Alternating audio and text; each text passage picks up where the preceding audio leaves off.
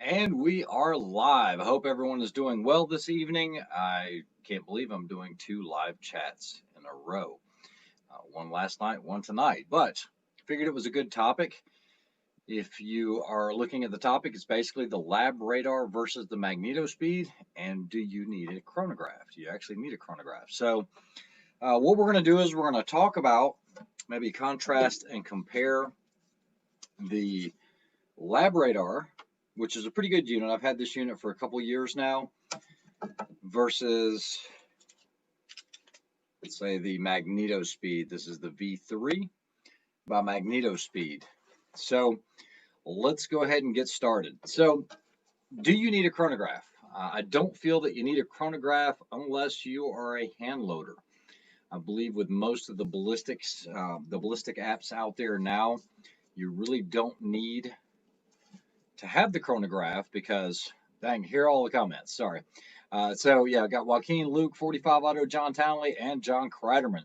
So I figured this was a really good video because a lot of people ask me about chronographs. At what point should I purchase one? In my opinion, what's up, Robert Warren and Levi? In my opinion, I don't think you need to purchase a chronograph unless you are getting into hand loading or you are hand loading. And if you are doing that, then I think it is absolutely critical that you do get a chronograph, okay? Because it's going to help you with your load development. You're going to be able to find out basically your velocities, also how consistent you're making your ammunition. By that, you're going to be able to get your standard deviation. You're going to be able to get your extreme spreads, and that's going to tell you a lot about your ammunition.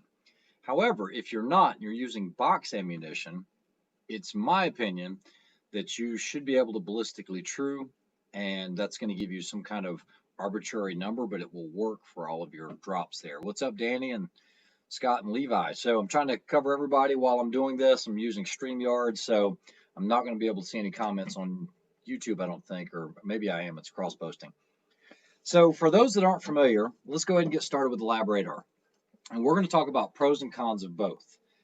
So I didn't purchase this myself. What happened is I had the old standard, the optical trap that you have to shoot through and place it out about 15 feet out in front of you, and it was shot. I loaned it to a buddy of mine. He shot it, and then it still worked. And then I loaned it to another friend, and he shot it right through the middle. That whole height over bore thing kind of gets some guys. And so, anyway, the guy that shot the chronograph said he would purchase a LabRadar to replace it. And I said he didn't need to do that. It wasn't necessary. And he thought it would be pretty cool as well. All right. So Larry Funk, like I said, I'm hoping this will answer your question. And Jim H, I will get to that question because I actually tested both of these today. So on the LabRadar, let's talk about some of the bad points. Okay. First thing that's going to pop up in everybody's head is the price. These things are insanely expensive, and remember, it is just a chronograph.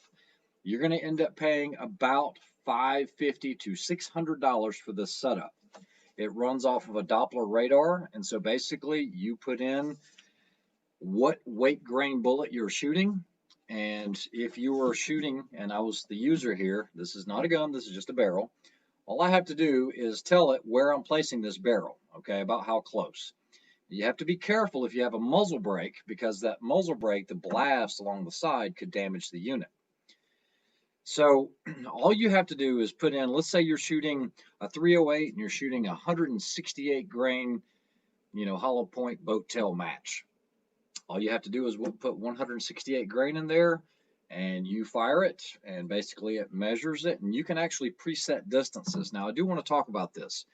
You can ask for a velocity at, let's say, 50 yards or let's say 100 yards, and a lot of people think that you can backwards extrapolate or get the ballistic coefficient of the bullet that way, and you could, but you really want further distances. Last I heard, I think Hornady and some of the other manufacturers might actually use like 800 yards to come up with their ballistic coefficients. You could do it, and it's possible, but I don't think it's a really accurate way to come up with your ballistic coefficient. Okay. So for me, the LabRadar is invaluable. And we're going to talk about a good on it. And the reason is if I'm teaching a long-range rifle class, what I can do is, let's say I have 15 students in the class. I'm already going to know, because I send information out kind of knowing what caliber, what rifle, and everything else, so they don't show up with the wrong tool for the job. And if I have, let's say, a bunch of people shooting 308, I'll look and see who's shooting the same weight bullet. Yeah, sorry guys, this is the best internet I've got. So what I can do is actually put a student over here and a student over here. I'll have this one shoot, and as long as they're shooting the same grain bullet, I can get their velocity. I'll usually take 3 or 4 samples, and then what we'll do is we'll write that down, come up with an average, so they know that this rifle is putting out, an average of, let's say, 2,640 feet per second. So that's the beauty of this. It is really nice to use multiple shooters on this, and the setup is extremely quick. The other bad for this is going to be it doesn't like smaller diameter bullets. Okay, so getting readings on like a 224 caliber, like a 5.56 or something like that, that it doesn't pick it up that well because it's such a small surface area for it to reflect off of. And I've had some issues. That's a very rudimentary sight system on the top. It's just a slit. Some people will actually use like a straw or something and aim it this way. And then there's another bad about it, and that is the slow speed. When you fire it, there's about 2 to 4 second delay as it's coming back with that information. All right, so the other bad, this eats batteries. Okay, so it does have a battery compartment where it will use, excuse me for just a minute, on the front plate here, it'll use 6 AA's. Okay, I never use those. Okay, and the reason is it's not going to last you long. So what you're going to have to do on top of buying this, you're going to need a power supply, or some people call them juice packs or something like that. And then with the cord here, you can plug it in and it will run forever off of this, but it is an additional cost. Yeah, Hitting Steel says use a small tube for a new peephole, and that will work. So I've kind of gone over the LabRadar. It's pretty simple to use. You can get not only audible triggers, but you can get external microphones for it. When I covered this initially, people that are using air guns or things like that, even archery, you can get velocities. Yeah, Grey Note says they have them submit their rifle, barrel length, and load. The LabRadar would be great to expedite the chronograph. Absolutely. This is invaluable for teaching.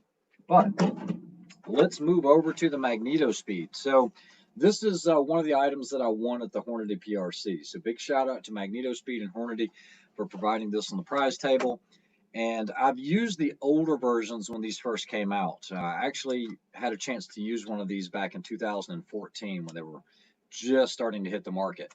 And they had a version 2, and this is the latest, greatest version 3. And so this is basically a bayonet that uses a magnetic sensor that you attach to your barrel. So we're going to pretend this is a barrel here, and it has, just think of that as a V block, guys. No barf, but lots of staggering. Guys, if you watch the channel, this is the best I've got for internet. I apologize. All right, so you have a V block, and you place your barrel on top of that, but you don't want to shoot the Magnetospeed. So what they do is they give you an alignment tool. It's an aluminum alignment tool that's about 1/4 inch high. It goes on top, and this is how you're going to check to see if your alignment is right. Okay, so for here, we're definitely too low. Okay, so what you would do is in the package here, you also get spacers, all of these spacers. And these basically stack on top of each other so that you can get the correct height. Okay, so that's how it works for putting it onto the barrel. So what I'm going to do is I'm just going to place it on top, and I think this will be pretty darn close. That'd be pretty close right there. And then what we do is we just pull the cinch strap. Nothing like live TV, right? All I need to do is drop my barrel. You pull the cinch strap, and once you cinch it up, you have a thumb screw. Now this thumb screw right here is an additional tensioner. And so now I'm tensioning it on here. That's nice and secure, tuck the tail, and you're going to end up shooting it like this. Guys, I cannot tell you how many Magnetospeed units I actually saw at the Hornady PRC on the day of sight-in. Everyone brought these out. Of course, I wasn't going to pack and ship my LabRadar out. I did not have a Magnetospeed, but what they were doing was measuring their velocities the day before the match. Now remember, there are restrictions. At that match, you couldn't have anything over 3,200 feet per second. They did give you like a 35 feet per second buffer. But basically, that's all it is. You attach the bayonet on it. One of my biggest concerns was you're now hanging something off of your barrel. You are going to be influencing the barrel harmonics by putting something on there. How much? I tested it today, and more on that here in just a minute. So once you do this, you put your alignment tool on here, you make sure you've got that 1/4 inch height, and we would be good to shoot that. And then now all you have to do is take the main unit here. And I do like what they did with this, guys. So on this right here, it has dual power. You can use 9-volt or CR123As. It also comes with basically a retractable 3.5mm jack, and one end goes to the bayonet, which the bayonet has 2 places to plug in. You have a plug-in here on the rear and a plug-in on the bottom. So 2 places to plug in. Very easy to source cords. So if you have a bad cord, you could always get one at Walmart or any place like that, or any large box store. All you have to do is when you plug the jack in, it is going to power on the unit, okay? And I'm not going to go through all the menus and everything else. This does have an SD card up on the top. It is backlit, and it's angled so you can lay it on a surface so that when you're shooting, you can actually see. It also comes with an additional cord, but it's not one of the retractable types. And then if you had a barrel that you used quite often, or a rifle that you used quite often, it does come with screws, so you can screw those into the spacers so they're not all falling apart on you. For those that run suppressors, this was another concern. You can use it on the suppressor, and they actually give you a rubber piece that is heat resistant, and it will assist in not melting it. So now here's the key question. I'm going to make this pretty short, guys. Like I said, I just wanted to come online, and I appreciate all 100 of you that are watching, but I just wanted to contrast and compare both of them. So on the Magnetospeed, the good is it's small.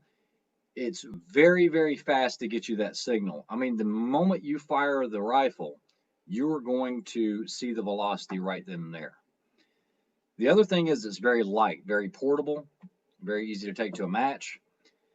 Now the bad is it's cumbersome to set up. And what I mean by that, it's not so bad if you're just setting it up for one rifle. But if you have multiple rifles or multiple students, this is going to take a while to get your V-buck height correct. Point of impact shift. Yes, there is a point of impact shift, okay? So what I did today was I went out and I compared both of these side by side. I mounted up the Magnetospeed, set the LabRadar beside of it, and fired it. This is the interesting thing.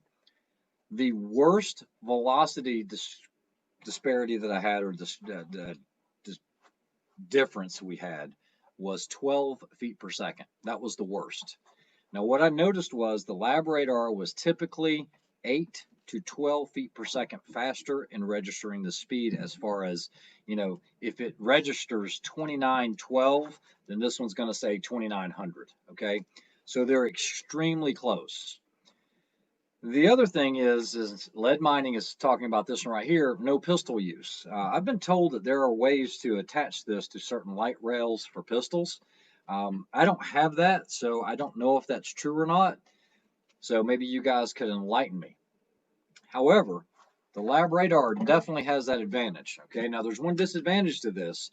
If you're shooting low velocity like handgun rounds, you have to go into the menu and set it for rifle or handgun or like archery. So you have to tell it what velocity range you're going to be working in. If you shoot something that is not within that velocity range, it's not going to work. So if you're shooting, let's say, a 45 auto, you're going to have to put it on handgun for sure. Okay. That is the beauty of the LabRadar, is you can go pistol, you can shoot right beside of it, you can have 2 people on a tripod, it's no big deal. This is going to be a little more to set up. price-wise, you can get these, I think I saw them on Midway for like $330 or so. So you're going to save yourself about $170. But I just wanted, man, I appreciate it, guys. I just wanted to kind of touch base with you guys and talk about the differences that I noticed with this. And then as far as, let me show you guys this if I can. I don't know if it'll allow me to. Give me just a moment. So this is a 3-shot group at 100 yards with the Magnetospeed attached to the rifle. You'll notice it is exactly like 0.5 to 0.6 inches below the center line. Okay. Now the ironic thing about it is give me just a moment. Let's see if I can get this in here. Hold on a second, guys. I wasn't planning on doing this. This is without the Magnetospeed. That's 108 grain. I normally shoot the 115s, but that's a 3-shot group. So it was exactly 1 inch low without it. So it does affect barrel harmonics. Okay, it changed it about a 1/4 inch between having it on and having it off. Now it was the complete opposite. You would think by putting this on here, it might have put a little bit of weight on it and made it lower, but it was the opposite. It actually made it a little higher, and without it, it switched it about a 1/4 inch. So that, oh, we have some Koreans in here. Nice. On the SEL. There are mounts to get Magnetospeeds off the barrel. Okay, nice. Good to know. So that's one of the things is about this information sharing. So Danny Devine is saying there are mounts to get Magnetospeed off the barrel. If you have, let's say, a 28-inch barrel with a handguard way back here, I don't know how that would work, especially on the alignment. So maybe you guys know. But anyway, I'll answer some questions if you guys have any. I know we have a lot in the comments section. I know there's 120 people online, so I really do appreciate it. Chris Cummings says, I have the Magnetospeed, and he gets an 0.8 mil shift on 2 of his 308s. So he has the model that's less than $200. So once again, Chris is reinforcing the fact that there is a shift in it. And I guess as long as you know the shift, then you know it. Whereas the LabRadar is just going to give you the velocity without anything touching. All right, so Conservative Sniper Hunter is talking to Ramsey Country about velocity readings between the two that he's using. Are they similar between the two chronographs? And like I said, the worst we had was 12 feet per second. Sorry, I'm having to lean forwards. Yeah, and David Tubbs makes a mount to put in on the chassis. Okay, so there is a way around it so that you're not touching it. But like I said, I don't know what that costs. You might be looking same price-wise. Eric says, does the copper jacket induce a magnetic field? It does work off some principle like that. I'm not sure. I don't know exactly how it works, but I know something's happening there. Let me check some more of these if I've missed any. Yeah, sorry guys. Like I said, the resolution, I just don't have good internet here, but I figured it was better than not having a chat at all. Dang, I didn't even see that. Joaquin, I do appreciate it. Sorry. I do have my Diet Coke handy though. Thank you, Joaquin. I appreciate it. Let's see here. Let's see if I missed anything else. Oh yeah, talking about Bluetooth. So yeah, both of them have integration. The LabRadar, there is an app that is really nice because you can get your information from that LabRadar. The app has the LabRadar logo. And then I know there's also one for Magnetospeed. So if you needed to put that information into your phone. So both of them are compatible in that regard on having their own apps.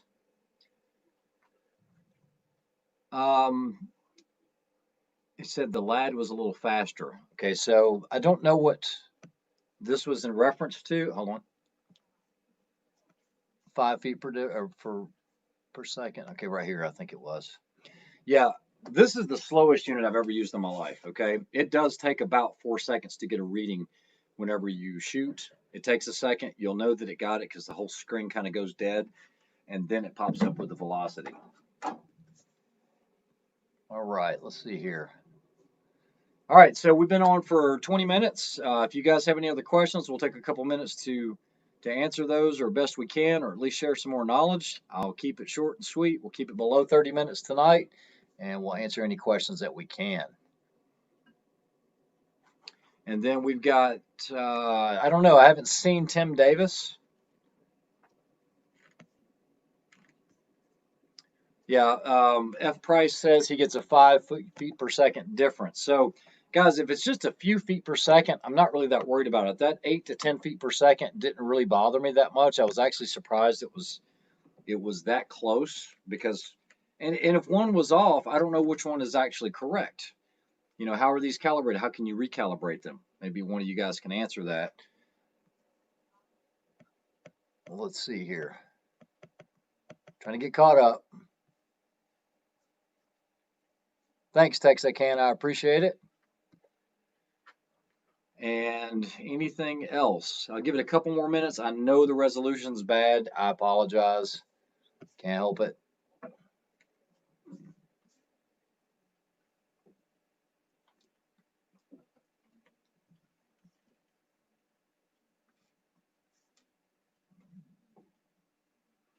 All right. So if you guys don't have any other questions, what I do, I'll kind of tell you plans for what's coming up here soon.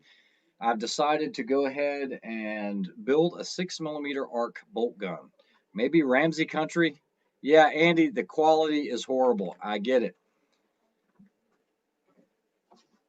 I am going to take this Manners Precision, this Manners stock. Now, you guys might be familiar with this one. It has the Area 419 rail, and we are going to put a 6mm arc barrel on that. I'm going to have Eagle Eye Precision. It's going to be Kenny at Desert Precision Gun Works. He is going to do it. We're going to see what happens. So Tony says, which one is actually better for just one gun? For just one gun, and it's a rifle, I'm going to have to say the Magnetospeed. That's probably going to be my choice. Or actually, if you just have one gun, you could probably just go with, you know, just the standard trap, and you'll be fine. I think the portability is nice. Chris Smith, what action am I going to use? I actually decided today, and you know, I really wanted to. I was going to go Bighorn or Impact Precision, but I wanted to switch it up. I wanted a Deviant action, so I'm getting the Deviant Defiance, and we're going to put that in there, and then probably going to go with a 28-inch barrel, hoping. Yeah, so Ramsey Country, great point, guys. So even though it might be blurry, you should be able to see that. But this is true. This is why I don't think a chronograph is that important unless you're actually developing your loads. And then it's good to see that. But the speed, once you get it off the chronograph, it's relative, because once you true it out at the distance, it's going to change. Good night, Silver Fox. So Joshua Hobbit, I think I answered that. 28-inch barrel. All right, Kale says, how do I become as good a shooter as I am? I don't think I'm that great of a shooter. I'm a decent shooter, but a lot of practice. Practice, practice, practice. Thoughts on 50 Beowulf? I have shot them. I'm not a huge fan of them. They aren't fun to shoot. They definitely have their purpose, but not a purpose that I would need one for. And let's see what else. Brand of barrel. Believe it or not, I'm not going to go, because I don't want to get crazy with this, because I don't know how 6 arc is going to do out of a bolt gun, guys.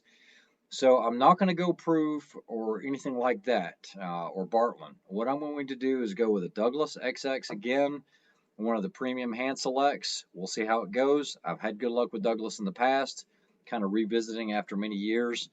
So we'll see what happens. But if I really, really like it and it shoots well, then maybe down the road I'll go with a proof or something like that. Mark Ewell, what's your day job? A lot of different things, but right now I do a lot of R&D and ATF liaison for a company and suppressor development. That's pretty much it. What's your take on Geisley? I'm not a big fan of their triggers. I have about 5 of them laying in the drawer here, and for me personally, I double them a lot. I don't know what the deal is with it. I know how to do a trigger reset and all that other stuff, but if I have a gun that inadvertently doubles or triples on me, then it has no place in, like, let's say competition. Now, in some of their 2-stage triggers, I love them. They're great, but for any of their competition triggers, I don't run them. I had purchased some of the Geisley triggers for the H&K, the 416. That is a nice upgrade.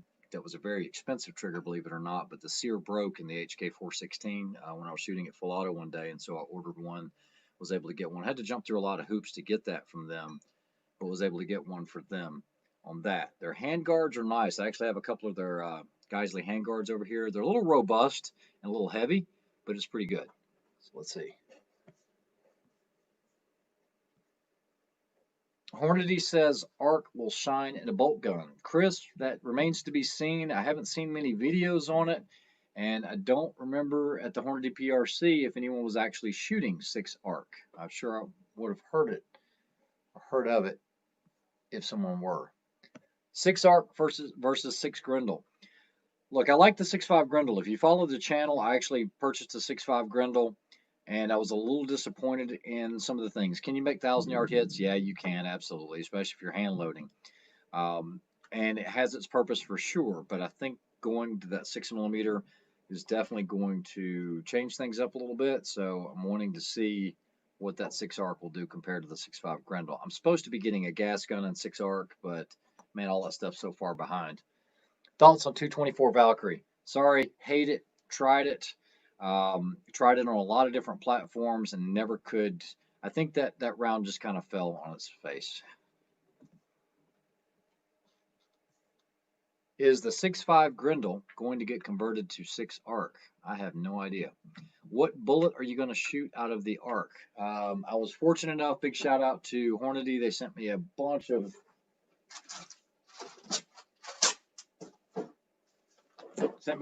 these. That's 6 arc, and that is 108 grain ELD match. So that's a pretty common bullet for 6mm Creedmoor as well. So I'm just going to shoot that. Once I do that, I'll have some brass that I can work with, and we'll go from there. 6 arc is here to stay. 6 PP has been around for 40 years. In Ramsey Country, you and I both spoke about that. 6 PPC, like I said, it's kind of like the equivalent of that. So I do believe it'll stick around. However, the thing that concerns me is some of the reviews that I've seen, especially with some of the CMMG rifles, they're not printing that well. There was a good review out there where the guy got 1.5-inch groups with Hornady Black and then 2-inch groups at 100 yards with this ammo, and that's not too impressive, so we'll have to see. How many great 6mm cartridges are out there? Their art looks to be just as good as all of them. However, unlike most has factory backing. That is correct. Let me highlight that. That's getting a lot of factory backing from Hornady as far as the dies and everything else. So I think it's going to be here to stay. So guys, we have 2 more minutes and I'm going to shut it down. I know we have a lot of people on here, 111 people, and I appreciate each and every one of you that's on the channel. 6 arc versus 6mm bench rest. I don't know. This arc is so new. Like I said, it remains to be seen for me.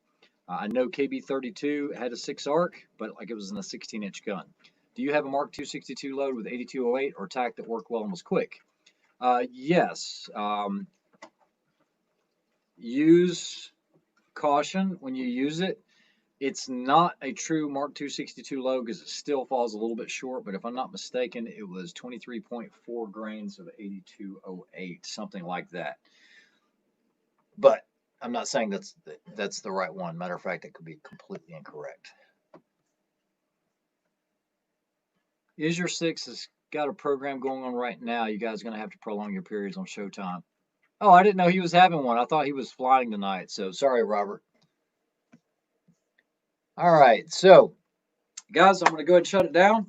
It's been 30 minutes. Thanks to each and every one of you. Thanks for helping me hit that 40,000 subscriber milestone. Hopefully, we'll try to do some more live videos in the future. Thanks again. I hope you guys have a great week. We'll talk to you soon. Have a good one.